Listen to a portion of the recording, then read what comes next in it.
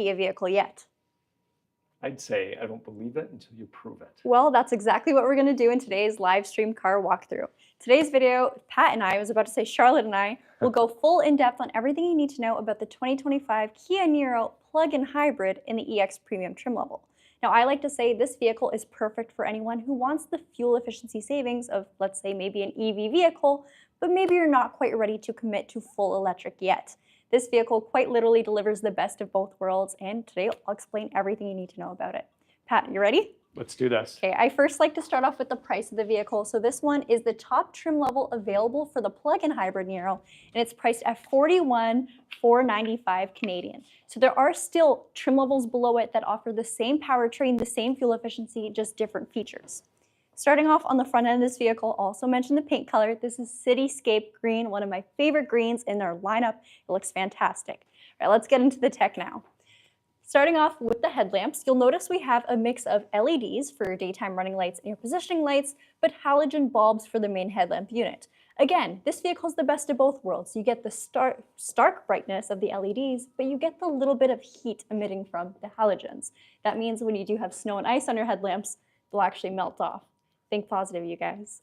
Now, the rest of the front end of the vehicle, it looks simple, but it's not basic. So a lot of green vehicles, more specifically hybrids, plug-in hybrids, can have a pretty boring front end. This vehicle still has quite a few nice design cues, so you'll see some lighter elements as well as some black, so a matte black plastic as well.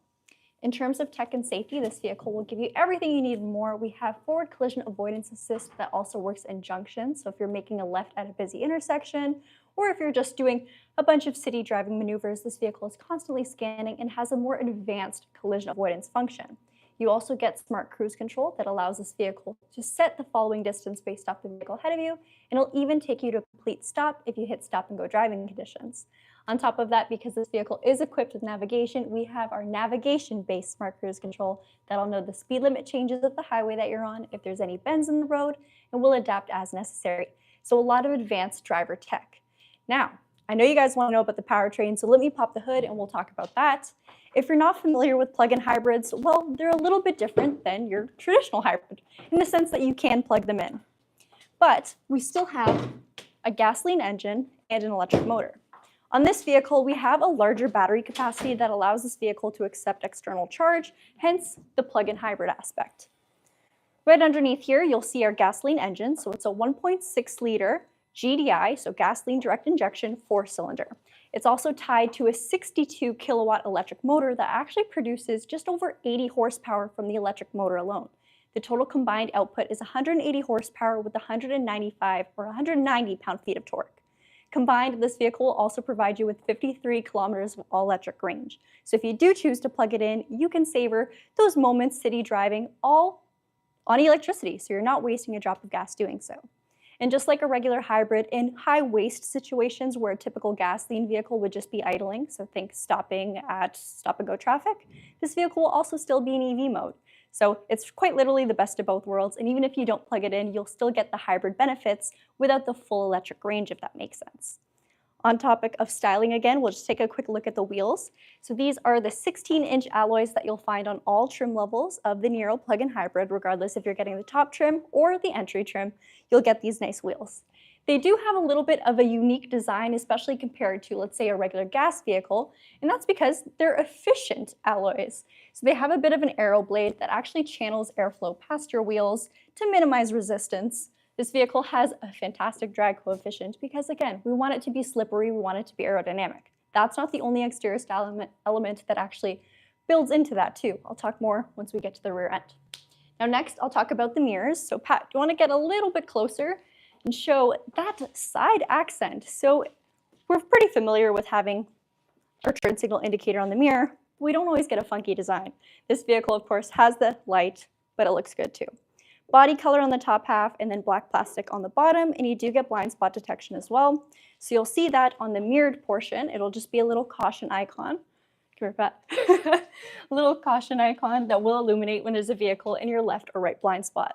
It doesn't just light up though. If there is the risk of a collision with a vehicle in your side blind spot, it will actually revert you into your originating lane with a little bit of brake force to avoid a blind spot collision.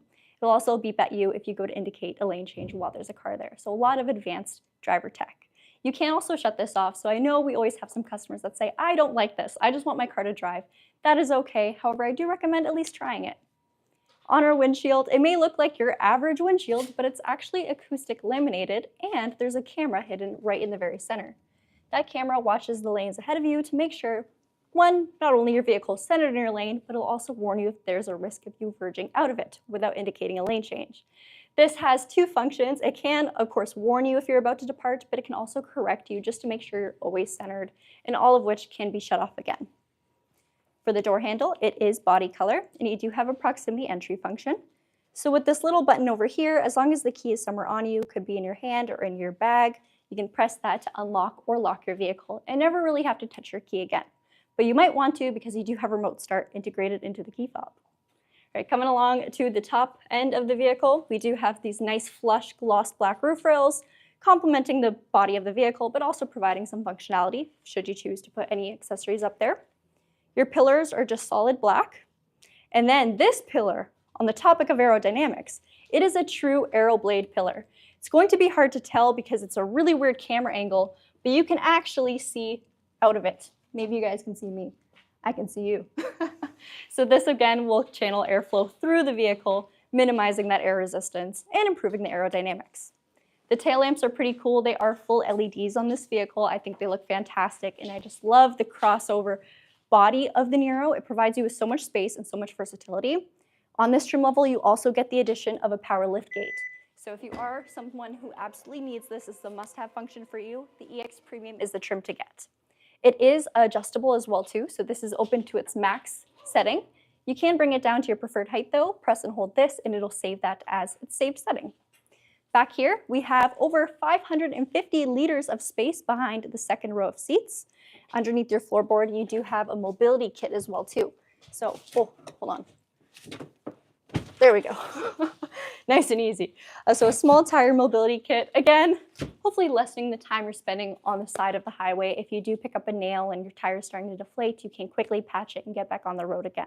You also have 5 years, unlimited kilometers of roadside assistance with your new Kia purchase. This, however, is a little bit different.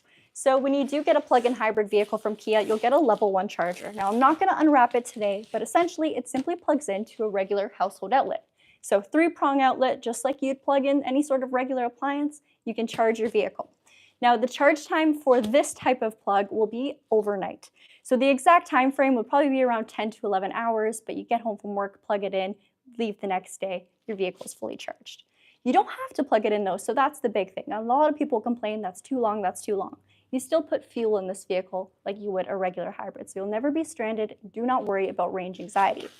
I will also say, speaking of range, this vehicle with a full tank of gas has over 700 kilometers distance to empty, and the fuel tank is only 37 liters. That is our cheapest to fill fuel tank, smallest fuel tank in any of our vehicles. That is extremely, extremely impressive. To make things even more interesting and better, it's just regular unleaded fuel, so you don't have to put premium in this vehicle. So savings all around. Should you choose to just drive on electricity, let's say you're running errands in the city, plug in your vehicle, you can use the level 2 charger at a public charging station, or you can just plug it in at home if that's something you can do. Your fuel tank's right over here, and the fuel release is just by the driver's seat. The charge door is up at the front, so both, I guess, methods of charging or powering this vehicle are on the same side, the driver's side. I'll quickly show you guys this before we hop in.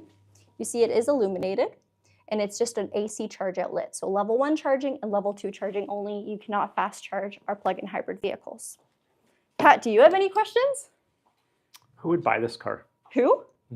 I should have bought this car. I'll tell you guys that. So I would say anyone who needs a vehicle that has a good amount of space, this crossover provides you with a lot of cargo space, but it's also spacious for rear passengers. Someone who wants something that's fuel efficient. Again, you don't have to worry about range anxiety with this vehicle. If you don't charge it, that's okay. You still have a hybrid. You can completely maximize on the fuel savings of plugging in your car too. So it quite literally is the best of both worlds. I can see so many people that would benefit from having this car, right? Pat's like, yeah. Yep. I do think the price point is also fantastic. So just over $41,000 Canadian for a plug-in hybrid vehicle of the size and the features that comes with it. It's just a deal in my opinion. Before I actually hop in, Pat just gave a quick pan of the interior. I'll quickly talk about the driver's side door first. So you have your basic controls. You got your mirror adjustment, left and right, power controlled, and they are heated. Door locks, as well as your window controls. You have an express or one-touch window for the driver's side and just regular powered windows for the rest of them. Got a nice speaker design as well too, with a little bit of a ombre-esque flare and some nice gloss black along the side door. Now, as I hop in, you'll notice a lot of the driver controls are angled towards, well, the driver. So it makes a lot of sense and it's very easy to use.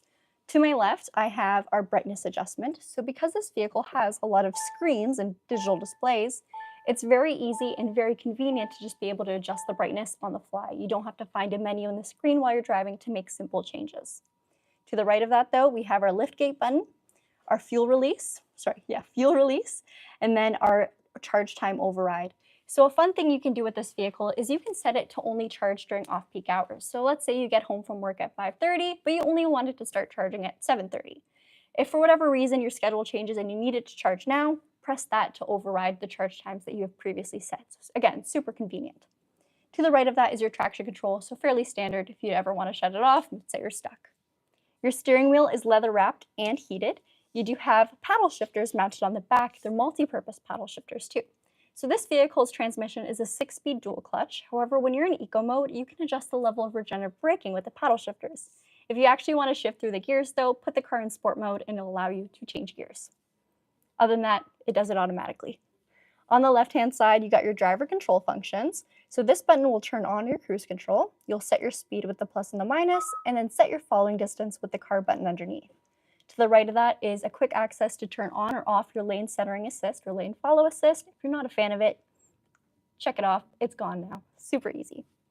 Right underneath, we have a drive mode select. So this is how you can change your vehicle to be from eco mode to sport mode, and again, allow your car to change either the regenerative braking or the actual gears.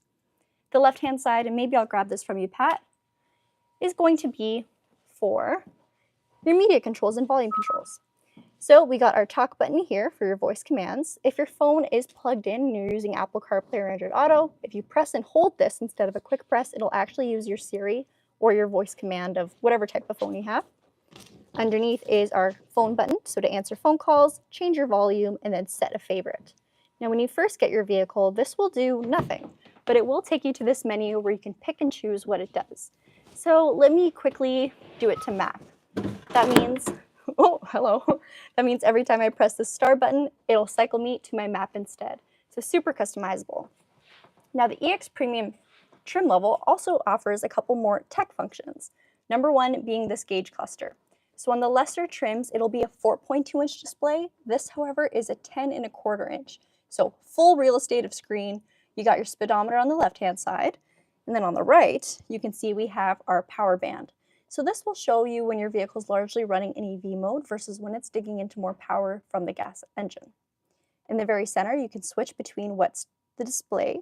So right now we have the live view of the vehicle. This shows what's powering the car, if charge is going back to the wheels, if it's going to the battery, basically what's happening as you're driving. You can also see your navigation, your tire pressure info, as well as your engine temperature. This is going to be your safety menu, so it'll show you what safety functions are active and if the vehicle is clearly reading your lanes. And I realize there's one thing I forgot to show you, and it's actually something that starts on this trim level. And no, it's not the driver's seat, but it's the driver's seat controls. So on the EX Premium, you'll get power adjustments for the driver. So you can see you can easily change the height of your seat as well as the tilt. Same thing with your backrest, and you also get the inclusion of lumbar support, so two-way lumbar. The seats themselves are leatherette with a cloth insert. The cloth insert is so handy because in the summer, leather and leatherette get hot. In the winter, cloth actually heats up way quicker. So when you turn on those heat seats, you'll feel it quick. All right, let me give this back to Pat, and we'll dive into the main screen. So this is, again, another 12.3 or 10.25 inch display, fully digitized, of course, and this is your touchscreen. You got a PHEV menu, which is exclusive to the plug-in hybrid, of course, that shows you your current EV range as well as some of your driving history and information. Super handy to look at, especially if this is your first plug-in hybrid, because it really gives you a good understanding of how your vehicle is working. If it's primarily sourcing power from the gas engine, or if it's drawing range from its battery, and if it's charging back into its battery. There's a lot going on here. We have done videos more so explaining how this works, which I will link in our description. Other than that, you do have standard navigation in this vehicle, so built in, you can use the map from the car or your phone, whatever your preference is, as well as quiet mode to mute the speakers in the back, and a great radio system including Sirius XM. Underneath, we have our air vents as well as our hazards, all framed in piano black, but it's not too much. Your climate control can be changed on this digital display. However, it can also be switched to be your infotainment. Don't worry though, you can't set a preference for what your vehicle screen to default to when you aren't touching it. A lot of our drivers seem to like it on the climate control function all the time, though it seems most practical. All right, Pat, anything you want to say about this? I know this is a hot topic. Yeah, it took me a little bit to get used to. Yeah. But, after about a week of driving a vehicle that had that feature, you figure it out. It's pretty great, and even though they're not real buttons, they do function like the real buttons. Yeah, and every time you make a change, you do get a little bit of feedback too, so you know if you actually turned on or changed something, which I really appreciate. It's also backlit, so yes. I find when I'm driving the Telluride, if I don't have my glasses on, I can't always make out what the buttons say. That's right. Whereas in this, whether glasses on or not, I can see. There you go. Coming right from Pat. Now underneath, we do have a couple different power outlets for charging phones, devices. So you get a 12 volt, a USB in the center. This will also be your connectivity USB. So let's say you'd like to utilize Apple CarPlay. All you got to do is plug your phone in to that center USB, and then it will sync to the screen. To the right of that, we have a faster charging outlet. This is going to be a USB-C charger, and just below that, a nice wide wireless phone charger. Now in the very center and framed in piano black, we have our push to start ignition, our heated seats for driver and passenger with 3 different levels for both, as well as your heated steering wheel button, your auto hold braking, and our EV button. So because this vehicle has not been charged, it will not allow me to put it into EV mode specifically. But if you did have a charge on this vehicle, it'll allow you to cycle between EV mode, hybrid mode, or automatic mode. Hybrid mode will mainly source its power from, well, being a hybrid. So it's going to utilize the gas engine as well as dig into the electric range when necessary.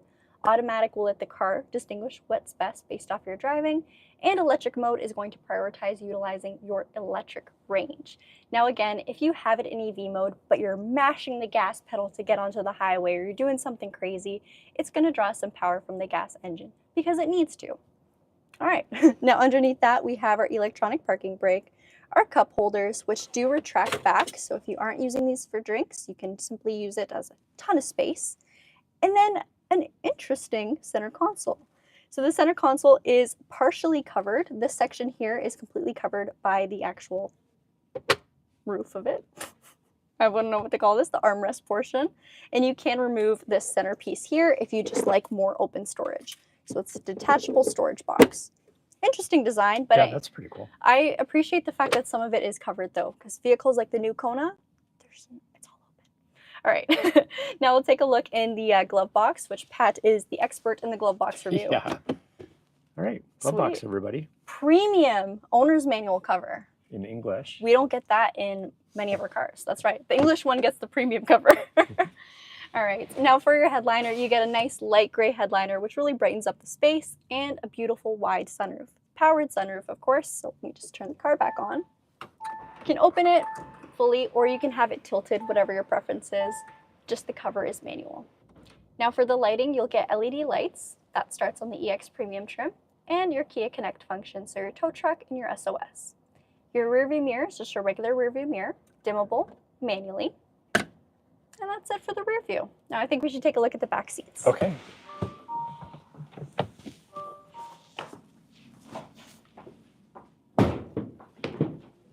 Alrighty. Actually, before I start talking about the back seats, let's have a little efficiency talk. So I mentioned the very, very small fuel tank and just how far you can get with a full tank and a full charge. What I haven't said is the actual combined rating. So this vehicle, simply on gasoline without a charge, is rated at 4.8 liters per 100 kilometers combined. So that's highway driving and city driving. Now let's say you're charging it and you're fueling it. This vehicle, same thing, liters per 100 kilometers, is rated at 2.1 liters equivalent per 100 kilometers. Now that's fantastic. Very, very impressive. So, okay, now let's talk about the back seats.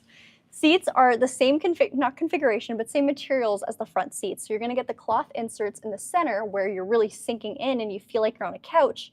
but the leatherette surrounding, which is going to be very easy to wipe down and gives the vehicle a very premium look.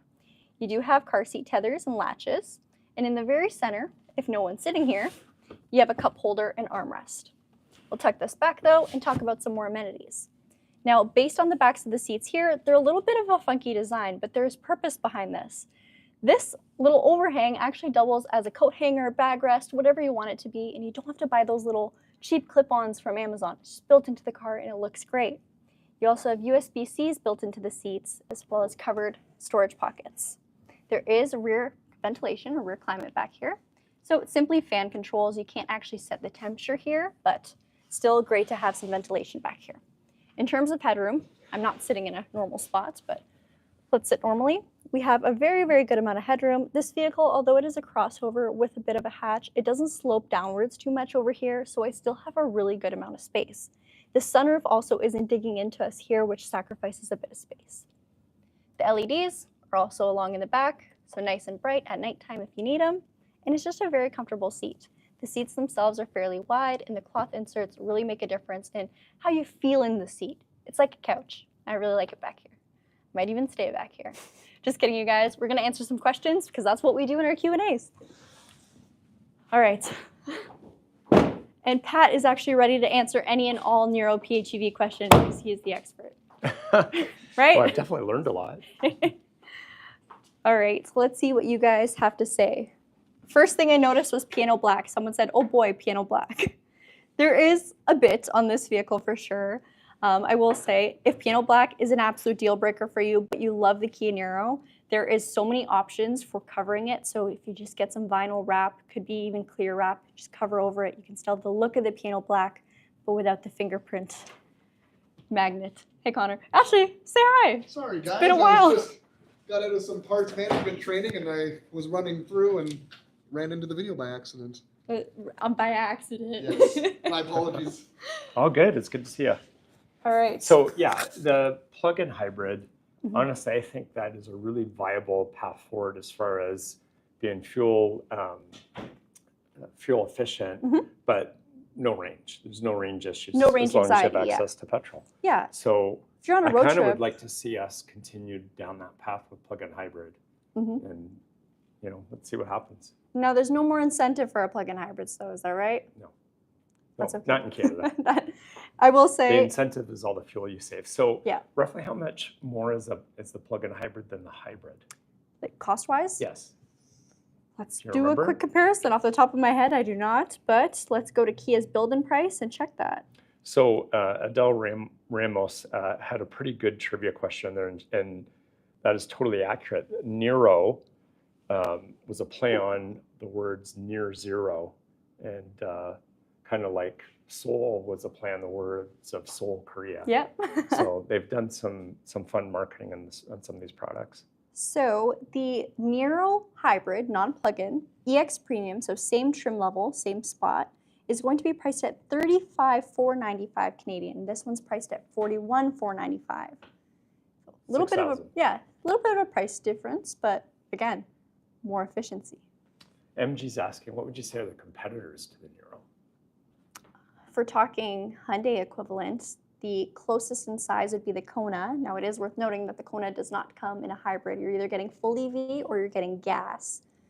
Other competitors, I think Maybe the a one. Prius? Yeah. Um, I can't say I love the Prius. I do want to say the Kia Niro is kind of it's not in a class of its own, but it's got a special place in my heart of its own. Yeah. And yeah, the Prius would be a very close competitor. Christian is asking if we have all models in stock nowadays, and is it still difficult to get some cars? It is so much better than it's been the last 2 years, Christian. We have mostly everything in stock. Some cars are hotter than others. So Carnival still, Canada's only getting so many. EV9 is a lot better, but there's still pretty strong demand for it, although the shipping plan is really solid. We don't have any EV6s in stock, but that's because the new body style is coming, and they're probably So in excited. compound. They haven't announced pricing on it, so I don't think they've released them yet. What else is kind of in short supply? Some plug-in hybrids are a struggle, Yeah. like getting Sorento plug-in hybrids Sportage too. Yeah. Niros we've done really well with, and they've shifted to a lot of plug-in hybrids for Ontario because I think that's more what we sell. So if you want one of those, we can get them. It's what the people want. Which cars are built in Canada? Unfortunately, none. None of The ours. majority of no. our cars are built in Korea. We got asked, or I got asked, where is it? Does it have sufficient power for highway driving, Gabby? It absolutely does. So this vehicle, it's not a 300 horsepower EV like Pat drives. Pat drives the actual 500 horsepower EV, but there's plenty of sufficient power to get you to highway speeds. Now, it might have to dig into the gas engine a little bit to actually get you going, but you can coast highway speeds, cruise highway speeds, and still be in EV mode, provided that you've plugged in your vehicle. Yeah, so it's not a rocket, but No. it's adequate. It is definitely built for fuel mileage, and at 2.1 liter combined, 2.1 liter per 100 kilometers, what you said, right? Yep, per 100 kilometers, liter equivalent. So that is pretty exceptional. that is amazing. So again, this is our most efficient, fuel-efficient vehicle in Kia's lineup. Hyundai's lineup too. It beats anything in Hyundai's current range. Yeah. So, I'm not saying this is the best car we've ever made, but I mean, if you're looking for something that's fuel efficient and you commute or you just drive in the city, you win with this car, 100%. So Christian wants to know if you will adopt him. no. AB Pack Deep said range. So for a full tank, you'll get just over 700 kilometers of range, distance to empty. You could also see it do a little bit better based off however you drive. Now the electric range is about 53 kilometers.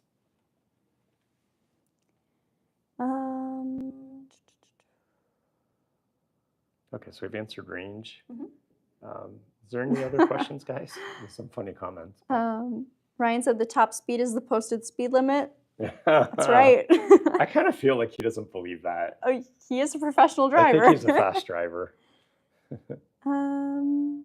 Pat, Mr. Pat, I know you're busy golfing. Just kidding. But is it possible you joined another Trunk Talk episode to give more motivation / share experiences on your business journey? Thanks, sir. Yeah, sure. I can. Y'all are not ready for this Sunday's podcast episode. Pat is in it. It's the tariff episode. Oh, yeah. Gosh. Goodness. Yeah, one of the things we've been doing, like we really work on our culture here at Brantford Kia, and we're trying to have a culture of excellence. And so we've actually started book club. And so most days we get the sales team together for about 10 or 15 minutes, and we're going through some really good literature of how to just make improvements. And that is probably the coolest thing we're doing besides videos. Besides videos, of course. So the first book we read was really simple. It's called Eat That Frog by Brian Tracy. So try that one out. Now we're doing the 7 Habits of Highly Effective People by Jim Collins, and that's really an exceptional book. It's a very, very good book. Oh, if any of you guys are thinking of buying a car, we'd love to sell you one. I'm just saying. And if you're in Ontario, Canada that is, Brantford Kia might just be the place to find your perfect Kia vehicle. More information in our description, link in bio. Now again, thank you guys so much for watching. And of course, this was a live stream car review. So maybe the photo quality isn't the best, but hey, we had fun, we answered your questions, and we did it all in real time. Make sure you leave a like and subscribe if you haven't already, and we hope to see you again next week on Monday at 2 p.m. Eastern Standard Time. Bye! Thanks, guys.